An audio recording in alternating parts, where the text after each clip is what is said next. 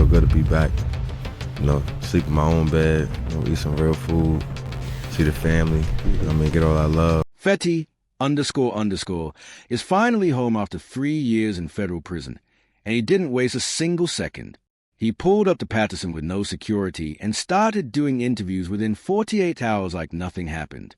But then some footage surfaced that caught everybody off guard. Fetty looking scared, like genuinely terrified, allegedly begging his Opps not to kill him. That clip flipped the whole narrative overnight. Now everyone's asking questions. We've got all the details right here, so let's break it down. This is a homecoming nobody saw coming. January 8, 2026, Willie Jr. Maxwell II, the world knows him as Fetty Wap, walked out that federal joint a free man. He knocked out a little over 3 years of a 6-year bid tied to that cocaine conspiracy case. Thanks to the First Step Act, the law Trump signed back in 2018, Fetty stacked good time credits through prison programs that shaved nearly 3 full years off his sentence. At 34 years old, he didn't disappear or move quiet. He slid straight back to Patterson, New Jersey. No hiding, no heavy security. He pulled up to a family crib where about 20 to 30 relatives, day one homers, and close people were already waiting. They were hitting the 1738 Chant Heavy, that Zoo Gang called tied to the Remy Martin era. Classic joints like Trap Queen and 679 were playing in the background while everyone soaked in the moment. You could feel the nostalgia, people reminiscing about the grind before the fame ever hit. Fetty looked healthy, smiling, answering questions, saying he felt good and blessed to be home. The celebrations didn't stop there. Small welcome home dinners popped off at relatives' houses with that classic Jersey food. Taylor ham sandwiches, Italian hot dogs, homemade meals his moms and siblings put together. Videos flooded Instagram showing Fetty just vibing, staying humble, repeating the same word over and over, I'm blessed. His publicist told the press he was focused, grounded, and trying to reintegrate quietly with his people instead of chasing attention right away.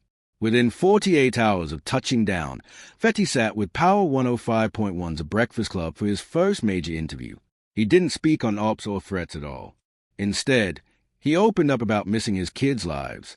Birthdays, doctor appointments, school events, basketball games, first days of high school. 4 years away from your kids hits different, and you could hear the pain in his voice. That wasn't rap talk, that was real life. He also announced plans to start a foundation for kids with disabilities, which hit close to home. Fetty's been battling congenital glaucoma since birth, and lost his left eye at just 6 months old. Doctors once thought he'd lose both, but they managed to save one. He's spoken about using cannabis occasionally to manage pressure buildup, following medical advice. Right after his release, French Montana dropped studio footage with Fetty and Max B, captioned, Zoo Gang Forever. Jilly the Kid showed love too, and 50 Cent stayed locked in, continuing to support him behind the scenes. Fetty Wap is home, and whether people like it or not, the story is far from over. Whatever Fetty needed during those 3 years, 50 made sure it was handled. Fetty himself said from day one, 50 reached out and told him, whatever you need, just holler. That support caught Fetty off guard because he wasn't used to being on the receiving end like that. He joked about suddenly seeing money move and asking where it was even coming from. That kind of backing mattered, especially when you're locked up and cut off from everything you built. Behind the scenes, 50 stayed solid, financially and mentally, the whole bid. When Fetty came home, local Patterson news didn't report any static at all. No shootouts, no security issues, no drama tied to his return. The same streets that once saw him violated, shot at, and beefing with multiple Opps welcomed him back smooth. Community reactions leaned heavy towards celebration and relief. Fans organized small tributes, driveway signs saying "Welcome Home Fetty," and hashtags started trending locally. But those blocks got long memories, and the peace he came home to was never guaranteed. To understand why people expected smoke, you've got to rewind to what happened before the feds ever grabbed him. It all starts with a 5 a.m. run to a Patterson deli that turned into chaos. March 26, 2017, early morning hours at the 24-hour Montclair Deli on Montclair Avenue.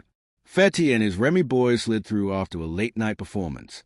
This was a regular spot for him, somewhere he'd been hitting for years without issues. That night changed everything. The beef between Fetty and local Patterson rapper Raheem Fuzz Thomas had been simmering quietly. It was rooted in hometown rap politics, territory, respect, and who was going to be the face of Patterson's music scene. Subtle disses had already flown through songs and social media, but nobody expected it to explode like this. Inside the deli, Thomas and his crew ran up on Fetty's people. It started with hands. Thomas allegedly pistol-whipped one of Fetty's guys, and another person snatched Fetty's 1738 chain right off his neck. That chain represented everything Zoo Gang stood for.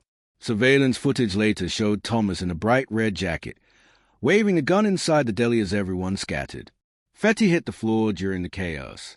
A backpack was taken from the homie who got pistol-whipped, adding to the mess. About an hour later, that same beef spilled outside into the streets. Shots rang out. 3 people were hit, but nobody was killed. 2 went to St. Joseph's Medical Center, and another showed up at Hackensack University Medical Center. Rumors said one of the injured might have been Sylvester Huffin, one of Fetty's day ones and an executive producer, possibly from an accidental self-inflicted shot, but that was never confirmed. Police recovered a .45 caliber Springfield on Thomas, reported stolen out of Colorado, along with armor-piercing and hollow-point rounds. No weapon was found on Huffin. Reports suggested shots may have been fired after the brawl moved outside. The law moved fast after that. Thomas was initially booked but released due to New Jersey's bail reform, then rearrested once surveillance footage confirmed his involvement. Charges stacked up quickly, including first-degree armed robbery, aggravated assault, and multiple gun charges as a convicted felon. Right after, Thomas posted a now-deleted photo of someone masked wearing Fetty's chain, trolling heavy. Fetty clapped back online with new chains, showing he wasn't about to look shaken. That moment showed just how deep the Patterson rap beef really ran. And through all of that, Fetty Wap wasn't even listed as a suspect. They didn't charge Fetty with anything. He was a straight-up victim in that whole deli situation. In the years that followed, the feud seemed to simmer publicly. No major escalations popped off, though it occasionally resurfaced in rumors or old footage. Fetty kept dropping music and focusing on family, while Thomas faced a legal fallout that kept him out of the spotlight. But this wasn't the only smoke in Fetty's past. Before the deli, before the fame, there was another beef, one that hit closer to home because it came from inside his own circle, from someone claiming they built Zoo Gang from the ground up. When the Remy Boys, also called RGF or Zoo Gang, first linked up around 2013 to 2014, the roster included Monty Guapad 4000 and P-Dice, real name Brian White. P-Dice says he was there from day one, on tracks, in videos, and connecting Fetty with industry players. He claims he helped build the whole brand from scratch. According to him, he met Monty at a studio, then linked up with Fetty. Chemistry clicked instantly, and they started cooking up music together. P-Dice told it straight. Day one, Remy Boy, me, Fetty, Monty, we started it all together. Homeless together, basically building our craft. That craft took off fast. Trap Queen dropped in 2014 and launched them into the stratosphere, going multi-platinum.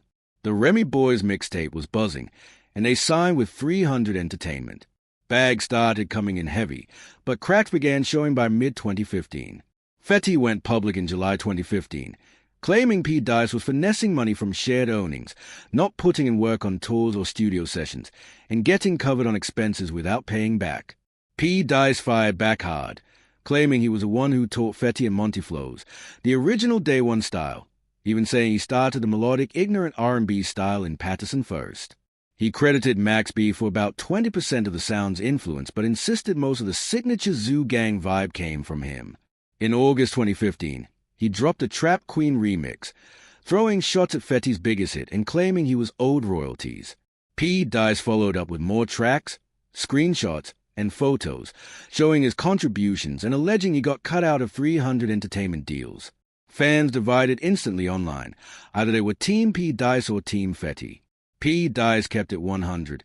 It's P-Dice or all of y'all. We ain't leaving nothing out. That's the dead truth. He explained how when Jersey rapper Tax G accused Fetty of stealing his style, P-Dice defended himself and gave the squad an ultimatum. It's him or nothing. Fetty allegedly chose to cut him loose instead of standing by a Day One member. By September 2015, P-Dice reportedly filed a lawsuit against Fetty and RGF Productions for breach of contract, claiming over $100,000 in unpaid royalty from Trap Queen and other collabs. The case settled out of court in 2016, but the details remain unknown. P-Dice's career struggled after that, dropping independent tapes like Dice World in 2016 that didn't chart or gain mainstream traction. He even claims they removed him from multiple tracks on Fetty's album. On one track he was supposed to appear on, he asked, "Now, were there any other tracks you were supposed to be on?" and revealed, "Yeah, I was on whatever. And I was on How We Do Things. I was on 679. I was on Rewind. I was on a bunch of tracks, mostly on SoundCloud. Yay. At least 4 tracks on the album for sure." Meanwhile, Fetty shifted the crew dynamic slightly, making Monty his main collaborator for hits like 679 and My Way. In interviews back then, he downplayed the drama, saying, "It's all love, but business is business. We had to move on." Subtle shots still lingered, though. His 2015 track Decline had fans reading between the lines as a response to P-Dice's claims, talking about fake friends and money grabbers. The tension didn't fully vanish. By 2017, P-Dice went on Vlad TV, claiming Fetty switched up after Fame hit, accusing him of using the squad for clout, then cutting them loose. He also mentioned physical altercations, though nothing officially reported to the cops. "I was locked up. This kid's like an actor, my __. But we gonna meet one day. They think they can blackball me or get me out the way, but we'll see." Fetty himself stayed quiet publicly after 2015, but in a 2018 Complex interview, he hinted he learned from early business mistakes. Everyone knew he meant the P-Dice situation. That feud became a cautionary tale in hip-hop, shaping how Fetty structured future collabs. Over time, the beef cooled. P-Dice focused on low-key releases and content creation, occasionally reflecting on loyalty in 2020. The history remained on record. By 2026, when Fetty came home, the streets were ready. Streets where allies could turn into Opps overnight, chains could get snatched, and bullets could fly. But he returned without incident. Still, before the feds lock him up, there was one more volatile moment that proved Fetty's temper could land him in trouble. Labor Day weekend, September 1st, 2019. The Mirage Hotel and Casino in Vegas, around 6:10 a.m. Fetty, 28, had just come from Jersey after performing at the 2019 MTV Video Music Awards tribute to Garden State artists with Queen Latifah, Redman, Naughty by Nature, and W. Clef Gan. Riding high, he ran into an issue with a valet over service delays or misunderstanding about access and privileges. Words got heated, and Fetty allegedly started swinging. Security intervened, but he reportedly landed 3 punches on one guard and struck 2 other employees trying to restrain him. The valet sustained visible facial swelling, though no serious injuries occurred. One Mirage worker reportedly put hands on him first under a citizen's arrest, holding him until cops arrived. Las Vegas Metro booked him around 8:30 a.m. on 3 misdemeanor battery charges, 1 per person allegedly hit. TMZ released surveillance in mid-October 2019 showing the chaos. Fetty stepping up aggressively, landing clean shots while being swarmed by guards. The whole scuffle lasted minutes. He was booked at Clark County Detention Center, held a few hours, then posted bail and walked. The charges were later reduced to 1 count of misdemeanor battery for striking a security guard. By January 2020, a judge approved a deal dismissing remaining charges, contingent on Fetty staying out of trouble and completing conditions like anger management or community service. Case closed. No conviction. Unlike his other beefs, this wasn't some drawn-out up-on-up street war. It was just a heat-of-the-moment clash with service staff. No prior tension with the employees, no follow-up retaliation, no lawsuits, and no recurring issues at the Mirage. It grabbed headlines briefly, then faded as Fetty kept dropping music and building his legacy. But staying clean wasn't in the cards. October 29, 2021, Citi Field in Queens, New York, Rolling Loud Festival. Fetty was scheduled to perform, but he never made it to the stage. FBI and DEA agents swooped in backstage, rounding him up along with 5 others under Operation Crashout, a bus targeting a West Coast to East narcotics pipeline. The co-defendants included Anthony Lenardi, a corrections officer, Brian Sullivan, Anthony Cincy, Kevin Gunning, and Robert Leonotti. The indictment alleged conspiracy to distribute over 100 kilos of heroin, fentanyl, cocaine, and crack. Prosecutors detailed a sophisticated operation shipping bulk narcotics via flights and vehicles with hidden compartments, moving product through Suffolk County and Paterson between June 2019 and June 2020. Street value? Millions of dollars, feeding the opioid crisis amid a national fentanyl surge. According to the feds, Fetty acted as a kilogram-level redistributor, using his celebrity status and resources to make the operation run smoothly. Surveillance, wiretaps, and texts backed up their claims. One notable figure was Anthony Leonard, the NJ corrections officer, accused of giving insider intel and protection. Leonard pled not guilty and was released on a $500,000 bond secured by family property, with house arrest, an ankle monitor, and travel restrictions. Then came December 11, 2021. During a FaceTime call, Fetty allegedly got into it with someone labeled John Doe in FBI documents. John Doe reportedly made derogatory comments, possibly bringing up Fetty's 4-year-old daughter, Lauren, who had passed in July 2021, and accused him of snitching. Fetty allegedly threatened him repeatedly, saying, "I'm going to kill you and everybody you with," while displaying a firearm on camera, violating bond conditions banning weapons possession as a convicted felon. August 8, 2022, the feds picked Fetty up in Jersey on a warrant for bond violation.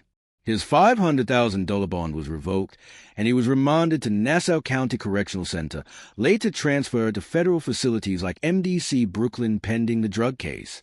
The defense argued the outburst was provoked by taunts about his daughter's death and snitching allegations, but the court prioritized the objective violations. On August 22, 2022, he pled guilty to one count of conspiracy to possess and distribute more than 500 grams of cocaine, a reduced charge from the original multi-count indictment.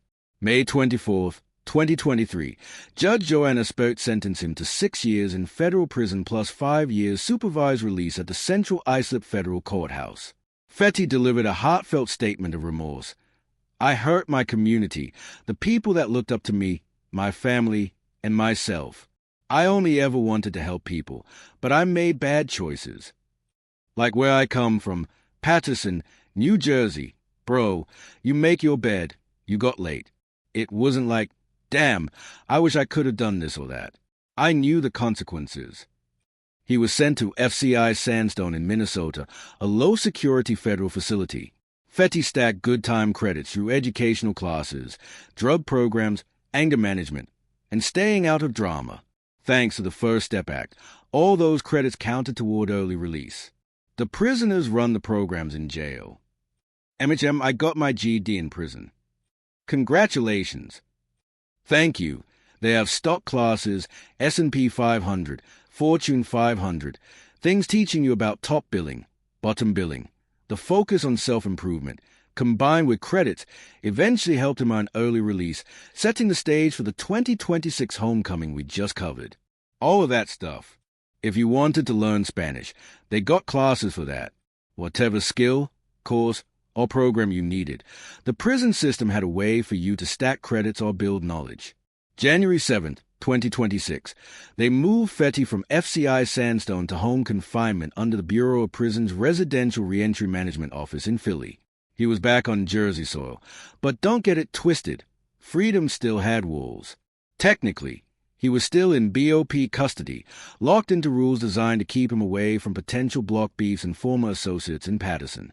Fetty was on electronic monitoring with an ankle tracker, tracking his every move. Unauthorized travel triggered alerts to his probation officer, potentially sending him back to federal custody. He was mostly restricted to an approved crib near family, only leaving for pre-approved doctor visits, probation meetings, court dates, church, or studio sessions. Any trips outside the authorized radius required federal approval. Spontaneous moves into high-risk areas. Forget about it.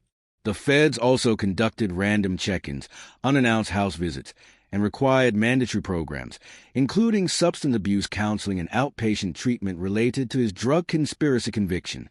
Financial monitoring was strict too. He couldn't open new bank accounts, make large money moves, or engage in potential illicit funding schemes without federal approval. Random drug tests were frequent, and any positive results or refusals meant sanctions. Home confinement was set to last until around November 8, 2026, after which he would transition into 5 years of supervised release, running until 2031. That came with continued reporting to a U.S. probation officer. Searches without warrants or suspicions arose, job requirements, firearm restrictions, and limitations on alcohol use. Any slip-ups or contact with known felons, especially those tied to drug gangs, would violate his conditions. It's that old saying from the pen, if you can handle 1 hour of structure, you can handle anything. Fetty talked about carving out time for himself, closing the door, meditating, doing pull-ups, or whatever personal routines help him stay sane. All these restrictions built a structure to minimize the chances of reconnecting with former street associates. These were the invisible walls holding him now. While no public report suggested heightened threats or protective custody, the combined restrictions acted as safeguards, keeping him safe and reducing recidivism risks.